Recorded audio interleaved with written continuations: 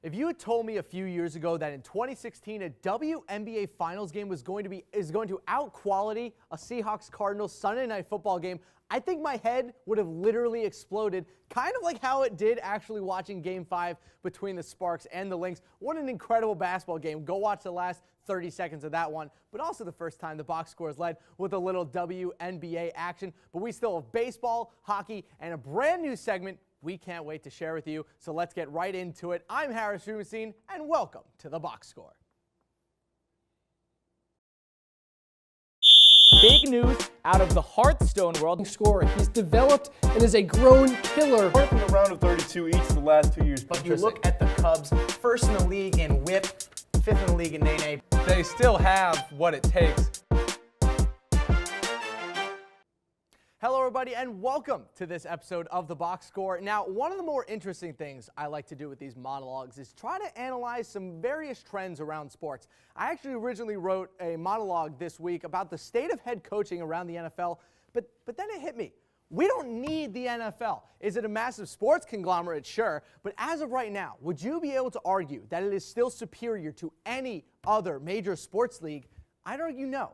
Did you watch the Sunday Night Football game between the Seahawks and the Cardinals? That was supposed to be two of the best teams in the entire sport, and it was a complete joke. But look around. There's no super team in football right now. The three best teams in sports are the Cubs, despite their loss at home, the Warriors, and the Cleveland Browns. But think about it. When's the last time the best team in sports wasn't in football? Heck, when's the next time one of those teams might be in football? We don't need them anymore. Baseball, as I said last episode, is going to be incredible for at least the next decade. Hockey is currently in the middle of the biggest youth revolution in the sport's history. We'll get to that later. And the modern-day NBA is humiliating the NFL. It's very funny to me when you put the NBA and the NFL kind of side by side and compare the decisions they've made. The NFL has made the wrong one every single chance they get, and the NBA is riding a 3-year hot streak of incredible answers. The NBA just signed one of the first mid-agreement collective bargaining agreements in the history of sports, while the NFL is predicted to have the biggest lockout in league history,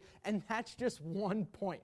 In the year 2016, the script has completely flipped. The people no longer need the NFL. Instead, the NFL needs us. And the worse their ratings get and the more wrong decisions they make, the more powerful the fans get. So keep it up, sports fans. Put pressure on the NFL in the only place they actually care about, their pockets.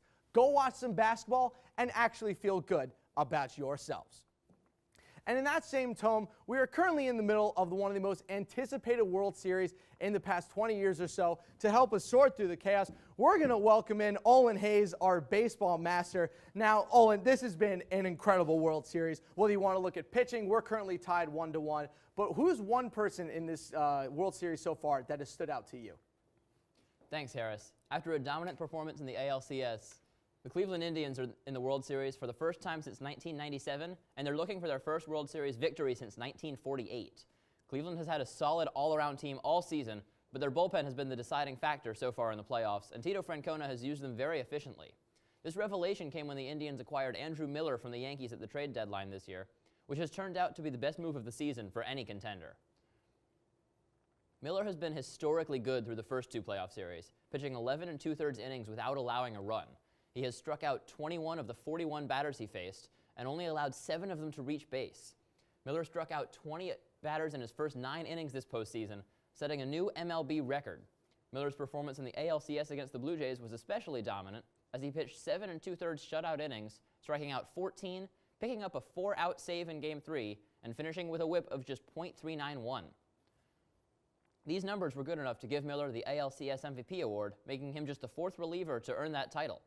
The only other relievers who have accomplished that feat are Oakland's Dennis Eckersley in 1988, the Yankees' Mariano Rivera in 2003, Boston's Koji Uehara in 2013, and of those three, only Uehara's team went on to win the World Series. But Miller's team looks very good so far. I know they dropped Game 2, but Game 1 was a dominant performance, and Game 2, they still looked all right, and I think they've got a good shot going forward. Now, one of the interesting things about Game 1, I remember that we saw, it was bases loaded. I think it was the 8th inning. Seventh inning, bases loaded, no outs. Andrew Miller's on the mound. And I remember I looked at my roommate, Jack, and I said, they're not going to score here. It's not going to happen. And they did. Were absolutely it was right. Unbelievable. This current 2016 postseason Andrew Miller might be the greatest relief pitcher of all time. Thoughts? I mean, I've grown up in New York watching Mariano Rivera my whole life, and I still don't think I've ever seen anything like this since maybe around 2000, 2001. That's the only time I can think when I've seen a reliever this dominant. I mean, Andrew Miller has become the best pitcher, the best reliever in all of baseball, and his slider has become the best individual pitch. Game 1, his fastball was completely off. He was missing his spots. He was missing out of the zone. He was walking people, and he was giving them easy pitches to hit. As soon as he went to his slider, nobody could touch it. His slider is the best pitch in baseball right now, and if he sticks to it, no one can touch him at any point in this postseason. So now looking at the World Series where we are, it's 1-1. Cubs took Game 2 5-1. Indians took Game 1 6-0. So when you have this Cubs team full of so much young talent, Indians on the same side, I mentioned it later. It's kind of the Cleveland Red Sox versus the Chicago Red Sox. But in the same way, this Chicago Cubs team can hit. Kyle Schwarber's not going to be able to play games 3 to 5 because of his knee injury. Yes, I think that's crucial. How do you see the rest of this World Series playing out with 3 games in Wrigley? I think the key is the starting pitching for Cleveland because that's really their one weakness aside from Kluber. But the thing is, Kluber is going to pitch on short rest. Kluber's going to pitch Game 4, and in theory, that would mean he's also going to pitch Game 7. I don't think the Indians are going to lose a game when Kluber pitches. Corey Kluber has been the best individual starter this postseason, and even though the Cubs have a better rotation, you have to rely on the rest of their pitchers to outduel the Indians on 4 games now. Because I think Kluber gives the Indians 3 games. If they have him pitch on short rest for 4 and 7, he's been that good. He shut them down in Game 1. He can shut them down again in Game 4. So that leaves the Indians needing only 1 win and 3 other tries. So lastly, before we let you go, predictions, quickly.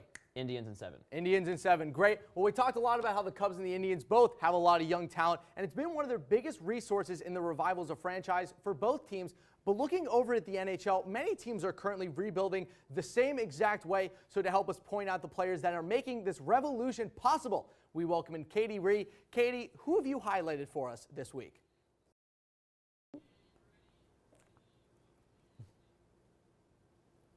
So my star from the 2012 draft class is Filip Forsberg. He's been a force to be reckoned with on the Nashville Predators since his arrival to the team.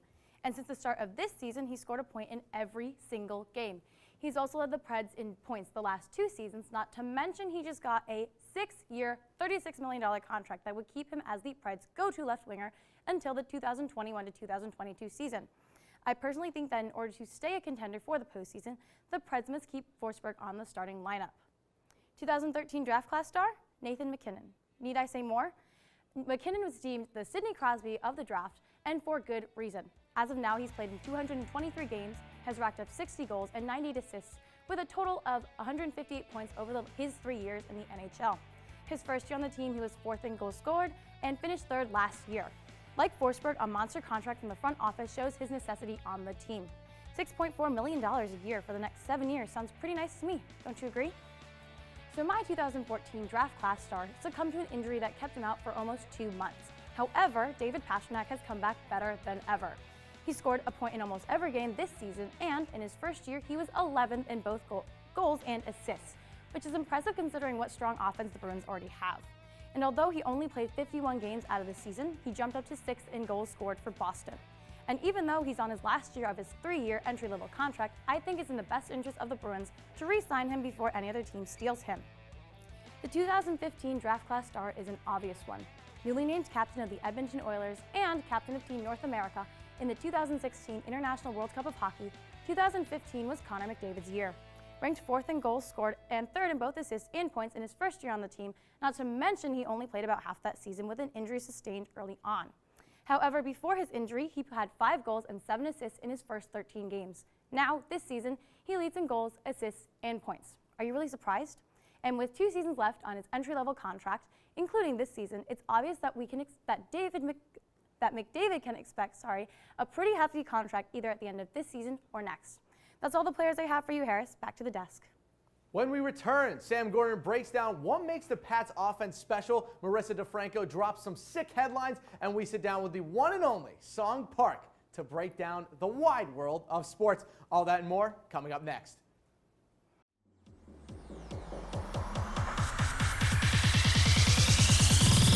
Get this game started!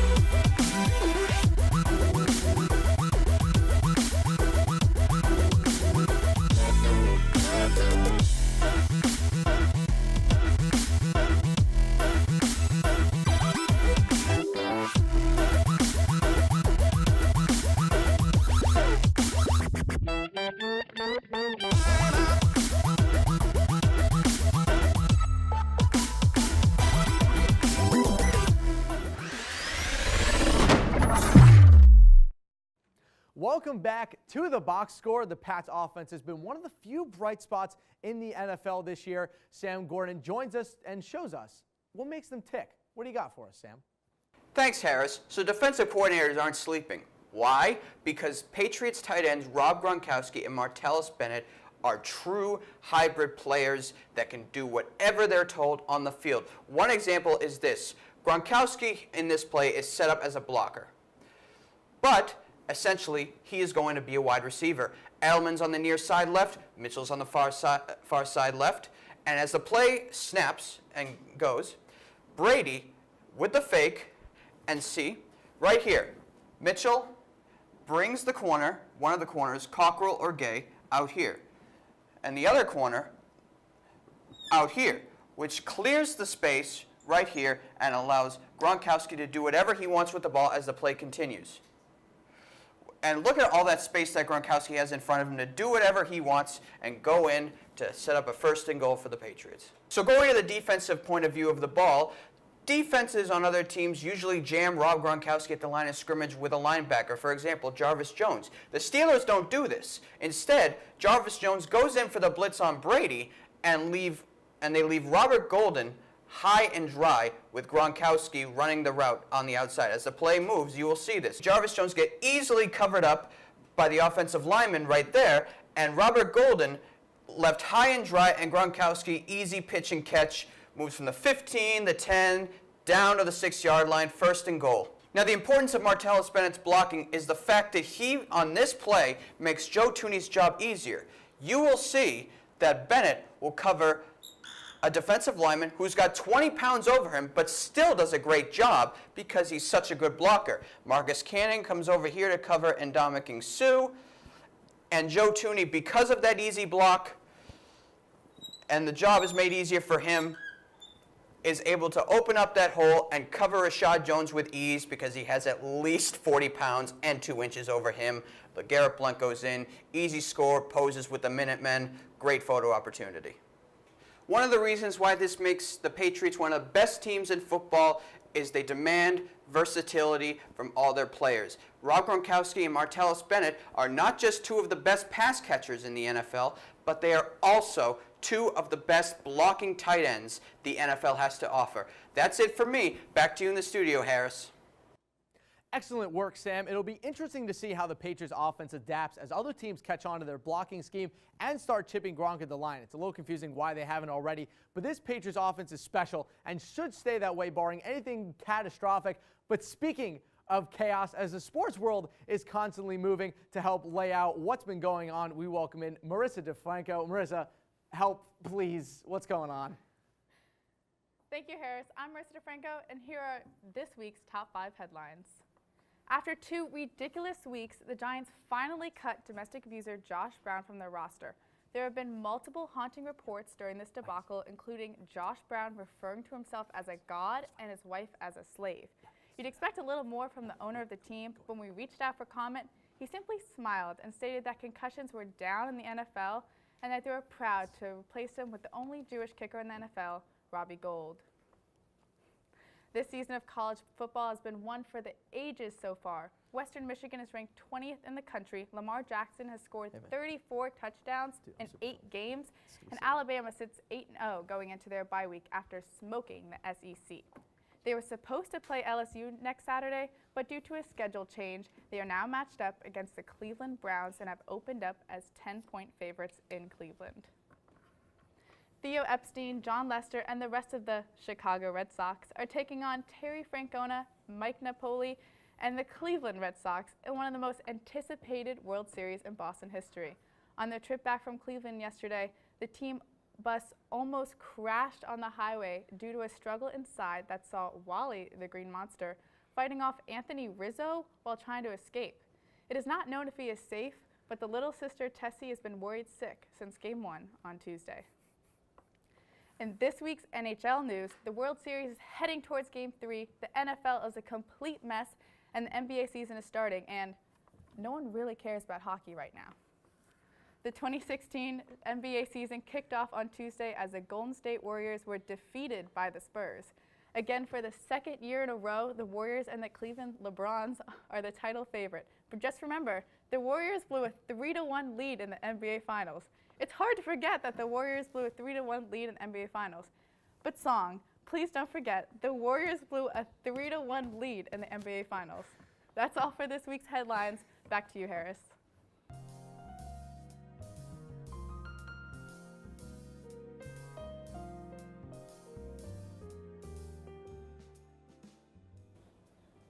Thank you, Marissa, for those lovely sports headlines. But it is now time to welcome in Song Park, a true honor and a dear friend of mine. Song, thank you for joining us today. Thank you, Harris. Now, Song, before we get started, just one more time. They blew the lead. It's okay. I know there's so much sadness deep down, but it's okay. It's okay. But anyway, to more important topics, Song. We have a lot of collective bargaining agreements around sports right now that are all up in the air. NFL, NHL, MLB, all up before 2020. The NBA just signed their new collective bargaining deal. What have you seen with these CBAs that you think could set some trends in sports? Well, the biggest thing I've seen is that, number one, still money rules. Number two, we've seen leagues have very bad relationships with their players' union, and that's a big issue when it comes to collective bargaining. You know, the last collective bargaining agreement in the NBA, David Stern and the players' union rep, Hunter, barely even spoke to each other. So I think it's going to be a key in all sports to build trust between the owners and the league. You know, it's interesting in basketball that they just signed their new CBA because it's basically like, we're all getting filthy rich. Why should we change anything? Ian Mahinmi is making $16 million a year. They don't need to change anything, so they just signed a new 7-year extension. Right, and in the NBA, I think that with right now where the league is at with the new television agreement, like you said, and just the popularity influx that the NBA is seeing, not just in the United States, but in the world itself, I think the league understands and the players understand that they have a golden opportunity to increase interest in basketball, and I think they're taking advantage of it, and they would be crazy to even consider a lockout at this moment. So we're talking about changing interests and things. One of the big moves that we've seen in the sports world this year is moving the Oakland Raiders. Now, it's not official until it's official, but apparently the Oakland Raiders are going from Oakland to Las Vegas, the city of chaos. What do you think of the Raiders moving to Las Vegas? Do you like it as someone from the Bay Area, or are you not too happy about it? Well, I believe that the Raiders belong in Oakland. And I'm not just saying that because I'm from the Bay Area. I really think that they belong in Oakland.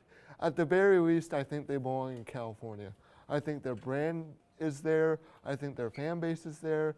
What I worry about Las Vegas the most is whether or not Las Vegas can support a team, because they're a pretty small market, and plus, I don't think they have enough permanent fans that live there to sustain an NFL franchise. I actually agree. I think that it's kind of weird that so many sports leagues are moving to Vegas at the same time. I feel bad for the people of Oakland losing the Warriors going to San Fran and now losing the Raiders to Las Vegas. Song Park, always a pleasure to take the time to talk some sports with you. But now that we've moved on from Song Park, Song, your everlasting wisdom is something that I am truly inspired by. But one thing that I'm also inspired by is the weird sports that we do sometimes here at the Box Score. We did esports last year, and now it's time to present a very new sport to the world thanks to John Newton. John, what is Kabaddi?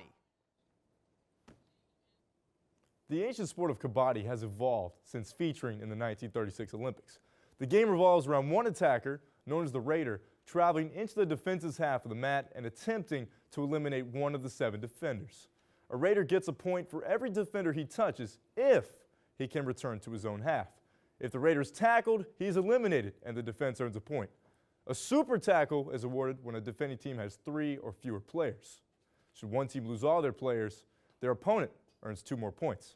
It's a simple concept, but let's take a look at the 3 teams that were a step above in the 2016 Kabaddi World Cup.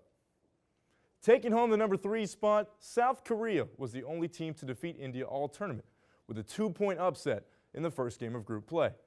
South Korea's largest asset was the improvement of their bench as the World Cup progressed. Jung-Kun Lee, their most dominant Raider, was significantly rested in 3 of their 5 group stage games, which allowed the reserves to gain confidence on the mat. That's why this was the only team to enter the semis undefeated. Iran are in the second position in my rankings and second place in the tournament. Fazl Atrochali led the strong Iranian defense with 2 super tackles in the final, which gave his country hope when it was nearly depleted by the home side. It's that kind of effort on defense that inflicted an insane 6 all-outs against Thailand, while the Raiders picked up bonus points with ease. The defense was almost impregnable as they scored more tackle points than their opponents in each of their victories. This deadly combination nearly won them a championship. India, the undisputed world champions, successfully defended their home court with their 38-29 win over Iran in the final. Ajay Thakur was the man of the moment, earning an incredible dozen raid points. He led the tournament with 54 raid points, 8 clear of the runners-up. Aside from their early loss, India handily controlled every game. They didn't get complacent with second-tier teams and played the way India typically plays in the Kabaddi World Cup. Their score differential in the group stage was a ridiculous 174, when the next highest didn't even eclipse 110. That ruthless mentality is why no other country has ever won this prestigious tournament. Those are my top 3 teams for the 2016 Kabaddi World Cup. Over to you, Harris. When we come back, we enter into our war room to figure out the who's who of the NBA this season and who will falter after some brief success last season. Stay tuned.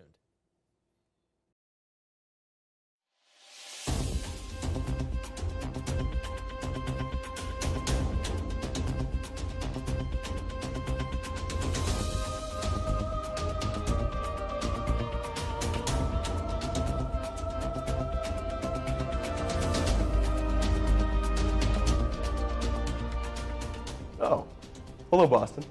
Didn't see you there.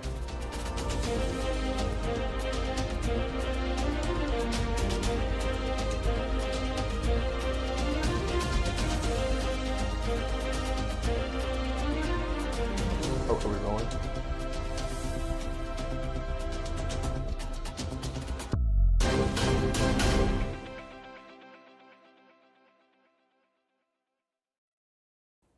Welcome into our War Room segment. Today, we're going to be talking a little bit of basketball. Now, this NBA season should be one of the craziest on record, gentlemen. We have the Warriors this year with KD. Even though they lost their first game, they're still going to be a force to be reckoned with. The Spurs, no Tim Duncan this year, look nuts. But I want to talk more about the teams that weren't so good last year that you guys think are going to be studs this year in the playoffs. Who do you guys think is going to be the surprise team in the NBA this season? Song, we're going to start on your end. Who do you have? I'm going to go with the Utah Jazz. Utah has a great front line that any team would like to have at this point. They're young, they have room to improve, and they also are very well coached. Quinn Snyder is one of the most underappreciated coaches in the entire NBA, and I think Utah is ready to make that next step toward an NBA playoff spot and winning their first round matchup. Now, I kind of like the Utah Jazz. I've always been a big Gordon Hayward fan. I'm a big Derek Favors guy. But the Utah Jazz also have a little bit of a deficiency in their in their backcourt, which, James, your team does not. Which team have you chosen for us today? I've chosen the Portland Trail Blazers. Like you said, their backcourt is nasty. You got CJ McCollum, who's evolved into this 20-point-a-game scorer. You got Damian Lillard, who's become a perennial all-star. Now, don't forget about their new acquisitions. You got Evan Turner, who is a Swiss Army man, can defend, he can rebound, he can dish, and he can score. You also have Festus Ezeli, the big guy down low from the Warriors. He's won his ring. He's ready to bring one to Trailblazers. Now, I know the Trailblazers were decent last year, but they have some third seed potential, especially with the Warriors losing Kevin Durant. This team can turn a lot of heads. You got Stotts at the coaching position. He's obviously been one of the best coaches in the league, and he's going to lead him to another good season this year. And I'm betting that they're going to be better than the Thunder. They're going to get that third seed. So we have Song with the Jazz. We have James with the Portland Trailblazers. John Newton, who is your surprise team in the NBA this season? I couldn't agree more. It has to be the Blazers. And it's not just their acquisitions. It's who they have, and now they have even more depth. Look at Plumlee. Great center, great power forward. He can do almost everything you could ask a big man to do, well coached in college, and he's just evolved in his NBA career. But take that acquisition of Festus Ezeli from a champion, somebody that knows the grind, somebody that may have blown a 3-1 lead before, but knows what it takes to win a championship. His stats have gotten better and better and better each year, points, rebounds, and assists, and this team is ready to take that next step. Utah Jazz and 2 Portland Trail Blazers, 2 young teams in the NBA. I like the sound of it. Great job today, gentlemen. But that's all the time we are going to have for you guys today. Go find us on EIVnews.com. You can find us also on YouTube. Just search The Box Score with Harris Rubenstein. That's all the time we have for you guys today. Have a great weekend, and let's hope that the NFL might be a little bit better next week. Awesome.